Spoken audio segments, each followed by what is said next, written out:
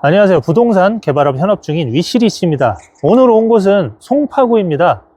지금 앞에 보이는 곳이 롯데타워이고요. 이곳은 풍납동입니다. 송파구에서도 그동안 문화재 규제 때문에 슬럼화가 되어 있고요. 인구 이탈이 심하다고 해서 송파구와 서울시 그리고 SH에서도 관심을 갖고 적극적으로 좀 건드리는 움직임들이 포착이 되고 있습니다. 최근 정비구역 지정된 소식들 그리고 시세 상승 사례들 이런 것들을 알려드리도록 하겠습니다. 이곳이 풍납 미성 아파트입니다. 85년도 40년차 아파트인데 이곳이 정말 인상 깊은 게 뭐냐면 불굴의 의지로 재건축을 추진을 해서 지금 이렇게 신속통합기획 자문회의 통과, 현대산업개발 현수막도 걸려 있고요.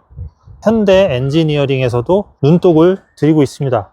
이 뒤쪽에 보면 포스코에서도 눈독을 들이는 것을 볼 수 있고요. 송파구청과 추진위가 합심을 해서 국가유산청 심의를 빠르게 결정을 해서 5번째 도전을 해서 지금 통과를 한 그런 구역입니다.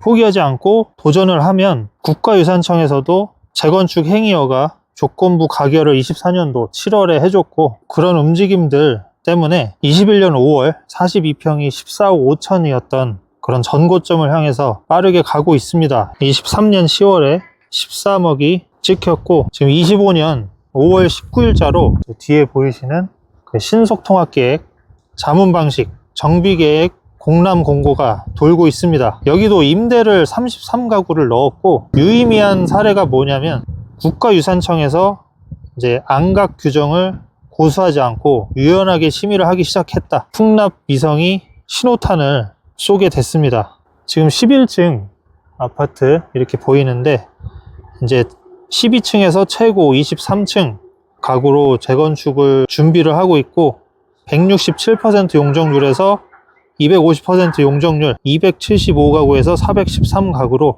재건축을 추진 중입니다. 이렇게 되면 주변에 분명히 영향을 주겠죠. 풍납동 강변 현대 아파트입니다. 기존에는 리모델링 조합을 설립을 해서 추진 중이었는데 최근 25년 4월 7일에 가로주택 정비사업 조합 설립 인가를 받았습니다. 그래서 작년에 동의율 80%였는데 최종적으로 86%를 넘기게 되면서 인가를 받게 됐고요. 예전에는 금호건설, 신동아, 두산에서 리모델링 관심을 보였었는데 지금 벌써 재건축으로 가로주택 정비사업 추진을 하니까 신탁사에서도 오고, 자이, 르네 브랜드, 자회사 여기서도 관심을 보이고 있고, 제일건설에서도 관심을 보이고 있는 상황입니다. 13층 지금 104세대 정도 되는데 119세대로 가로주택 정비사업 추진을 할 예정이고, 이런 소식들이 나오니까 시세도 변화를 하고 있습니다. 29평이 시세가 예전에는 8억 원대, 2020년도는 7억 원대 이렇게 형성을 하고 있었는데 25년 1월 돼서 29평이 9억 4,500 거래가 됐습니다. 앞으로 가격이 또 어떻게 변할지 주시를 해봐야겠습니다. 이곳은 창이마을 풍납캠프 철거되는 현장 바로 옆에 신축 개발 사례입니다. 풍납동이 풍납토성 문화재 규제 때문에 안각 규정으로 인해서 이 5권역은 6층부터 15층 이런 규제를 받고 있었는데요. 2019년부터 이 3권역 이런 곳들을 도시재생 활성화 지역으로 지정을 하고 조금씩 건드리려는 빌드업 작업들을 했습니다. 그래서 이렇게 개발도 진행이 됐고, 비록 7층이지만 이런 개발 사례들이 나오고 있다는 점, 주변 연립주택을 보면 다 2, 3층 저층입니다. 이곳은 2030 서울생활권 계획을 보면 풍성로 2730길 일대에 주택 노후화로 인한 재정비가 필요하다, 규제 완화를 검토해야 된다, 이렇게 명시가 돼 있습니다. 그리고 이 올림픽 빌라 앞에 보시면 소규모 재건축 사업 조합 설립 인가 완료, 이런 움직임들이 나오고 있습니다. 24년 10월에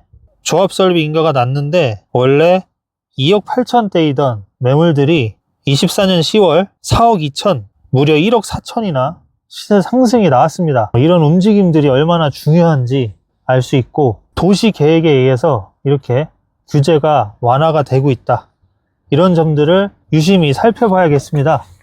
이곳은 풍납동 483-10번지 모아타운 공공관리 시범사업 대상지입니다. 이 2종 7층 규제를 받고 있는 곳을 2종으로 종상향을 해서 시의 심의를 통과를 했습니다. 특히 올림픽로 조망 규제 지역 적용하는 곳도 축소를 해서 도로변은 20층 개발까지 허용을 해줬습니다. 그래서 930세대 규모로 탈바꿈할 예정입니다. 이곳이 풍납동 483-10 모아타운 관리계획 구역인데요. 지금 좌측에 보이는 단독 다가구가 관리계획 수립으로 인해서 3억, 6억 8천, 11억 이렇게 계단식 상승을 하게 됐습니다. 정책 결정권자 그리고 도시계획으로 밀어주는 곳은 시세 상승이 이렇게 나올 수밖에 없다는 것 확인해 보시기 바라겠습니다. 우리가 또 주목해야 될 곳이 있습니다. 풍납동 건너편 성내동 바로 천호역인데요. 강동구에 사람들이 쳐다보지 않던 곳들에서 고밀 개발 사례들이 나오면서 디벨로퍼들이 큰 돈을 주고 보상해주는 사례들이 많이 나왔습니다. 인근 준주거 지역에서 14억 하던 노후 매물이 44억,